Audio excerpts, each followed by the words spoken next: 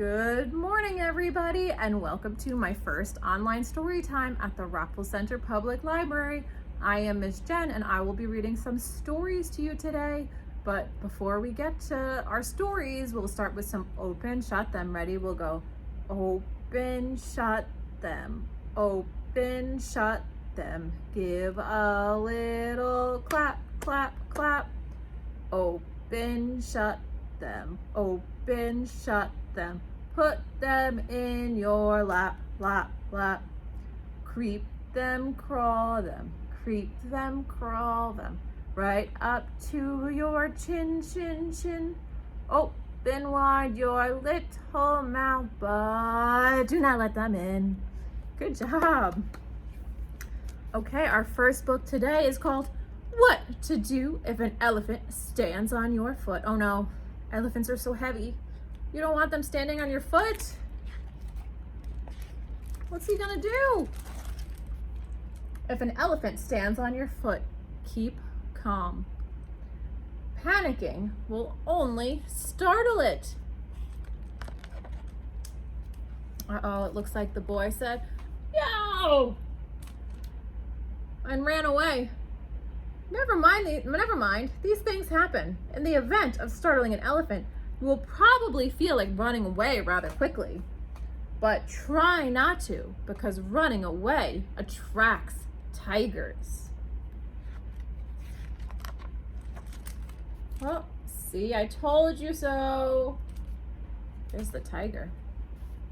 But shh, once a tiger has spotted you, you must stay silent.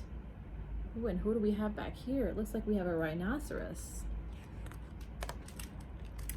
The slightest sound, such as a sneeze. Oh, he's putting his hand under his nose. He's trying not to sneeze. Maybe he's allergic to cats. And he says, "Achoo!" Oh dear. As I was saying, make the slightest sound and the rhinoceros will hear you. If a rhinoceros has heard you, whatever you do, do not be tempted to climb a tree.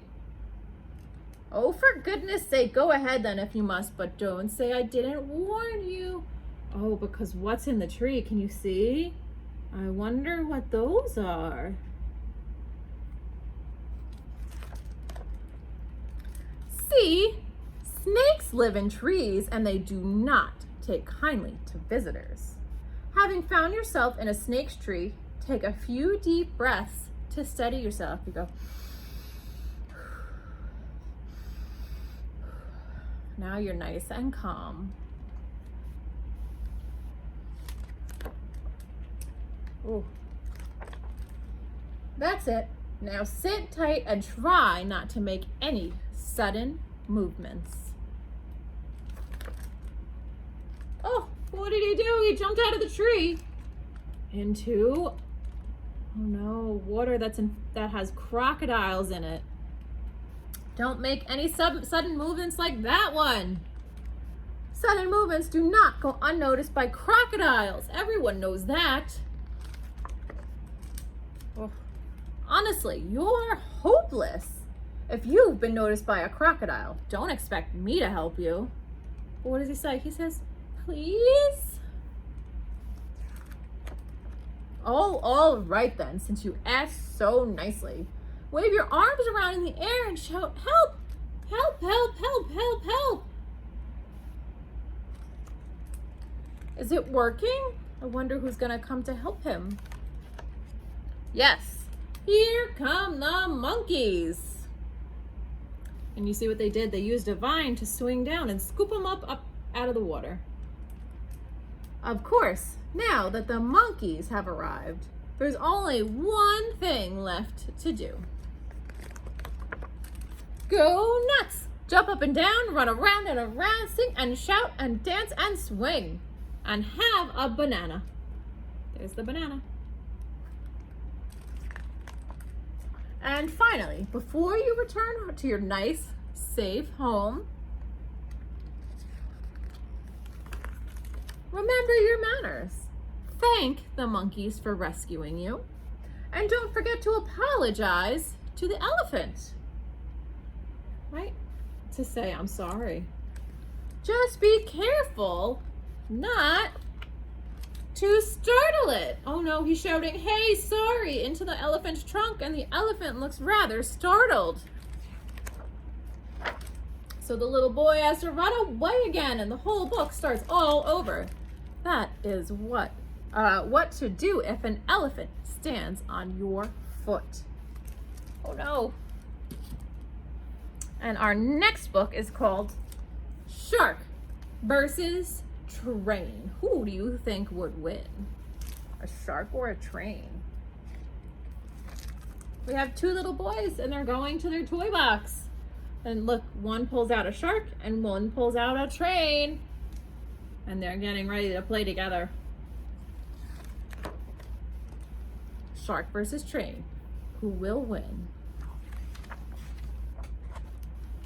Well, that depends on if they're in the ocean. Who do you think would win in an ocean in a swimming contest? I think a shark. I think a shark would be a better swimmer than a train, don't you?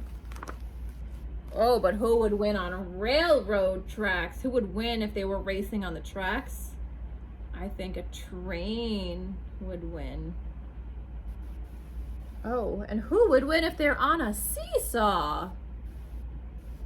I think maybe the train. Who is heavier? I think the train is heavier, so the train would win. But the same is true for the hot air balloons. Now the train loses because he's too heavy, and the shark is floating because he's lighter. Who would be better at roasting marshmallows? I wonder. Who do you think? I think maybe the train, because the shark is wet. The water just puts out the fire, so he can't roast any marshmallows. But the train has that nice fire to roast the marshmallows. Ooh, who would be better at eating pie? Oh, I think the shark wins. Look at how many pie tins the shark has finished. And the train has only had one little bite. Ooh, who do you think would be louder in a burping contest? Oh, I think that has to go to the train, right? Because trains have those really, really loud whistles. Ooh, what about if they're bowling? I think the train wins because the shark just eats the pins. Ooh, who do you think would be better at shooting baskets? I think the train, because the train is so tall, it doesn't even have to jump to make the basket. Who do you think would be better at going off the high dive? Woo. I think the shark, because the shark is meant to dive into water.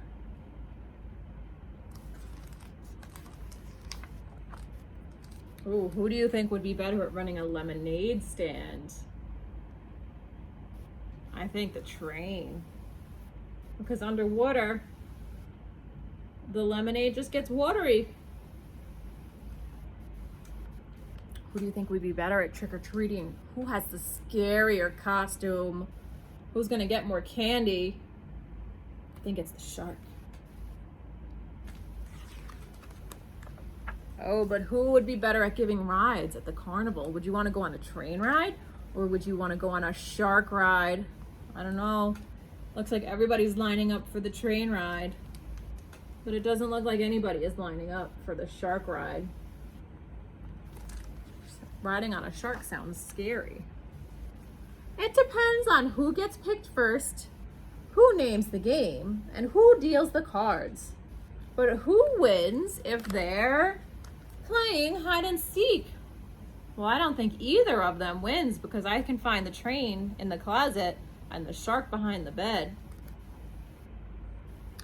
Who wins if they're trying not to get shushed? I think they're both pretty loud. Oh, and performing in a piano recital.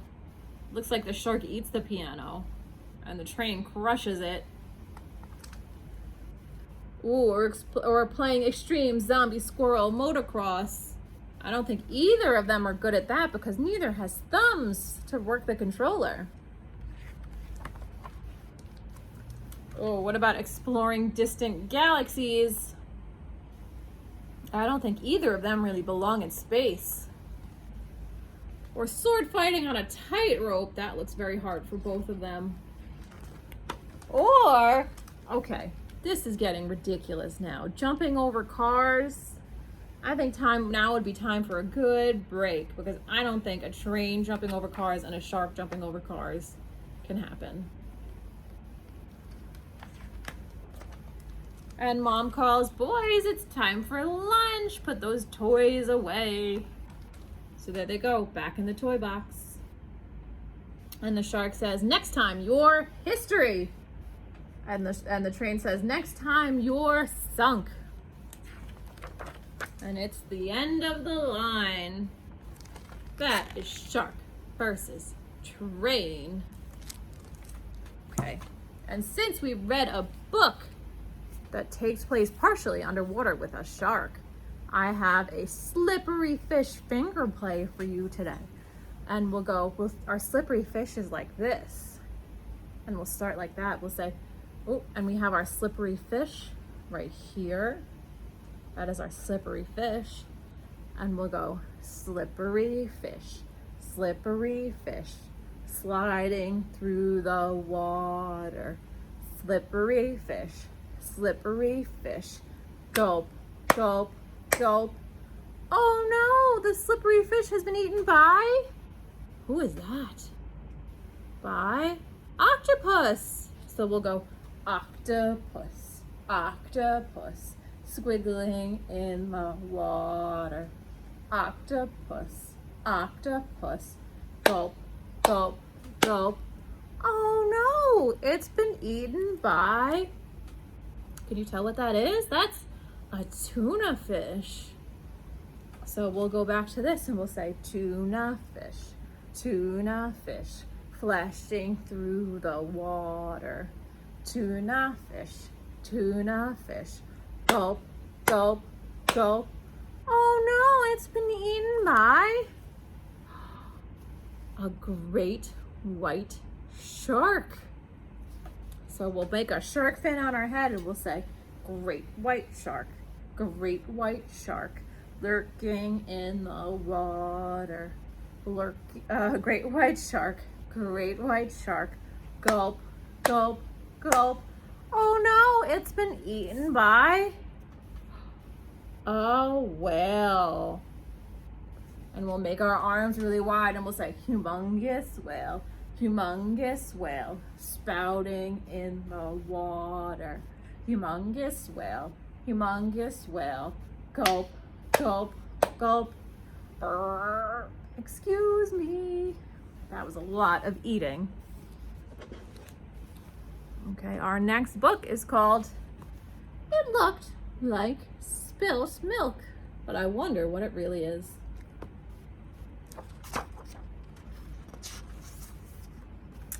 Sometimes it looked like spilt milk, but it wasn't spilt milk. Sometimes it looked like, what is that? Can you know what shape that is? That's a rabbit. Sometimes it looked like a rabbit, but it wasn't a rabbit. Sometimes it looked like a bird, but it wasn't a bird. Sometimes it looks like, do you know what that is? A tree. Sometimes it looked like a tree, but it wasn't a tree. Sometimes it looked like an ice cream cone, but it wasn't an ice cream cone. Sometimes it looked like a flower, but it wasn't a flower. Sometimes it looked like, do you know what that is? A pig, but it wasn't a pig. Sometimes it looked like a birthday cake, but it wasn't a birthday cake. Sometimes it looked like a sheep, but it wasn't a sheep. Sometimes it looked, do you know what kind of bird this is? Sometimes it looked like a great horned owl, but it wasn't a great horned owl. Sometimes it looked like a mitten, but it wasn't a mitten. Sometimes it looked, do you know what animal that is? Sometimes it looked like a squirrel, but it wasn't a squirrel. Sometimes it looked like an angel, but it wasn't an angel. Sometimes it looked like spilt milk, but it wasn't spilt milk. Do you have any guesses on what it really is? It's a cloud. It was just a cloud in the sky. Have you ever laid on the ground, just looked up at the clouds and see what shapes they made? They can make all of these different shapes. And you can guess and look and see what it looks like. It looked like spilt milk. Okay, we have one more book for today, and it's called Who Has This Tail? So you're gonna look at the picture of the tail and see if you can guess what animal it belongs to. Who has this tail? They use it to swing from tree to tree. And we saw them rescue the little boy in the other What to Do If an Elephant Stands on Your Foot book. Do you know what animal this is? A spider monkey has this tail. And see, it's using it to swing through the branches. Ooh, who has this tail? It looks like it rattles back and forth. Do you know what kind of animal? It's a rattlesnake. Ooh, what about this one? We saw this in another book too. Who has this tail? Oh, it's a shark. Ooh, what about this one? You might have this as a pet. This long tail. It's not a hamster, but it's like a hamster. It's a gerbil.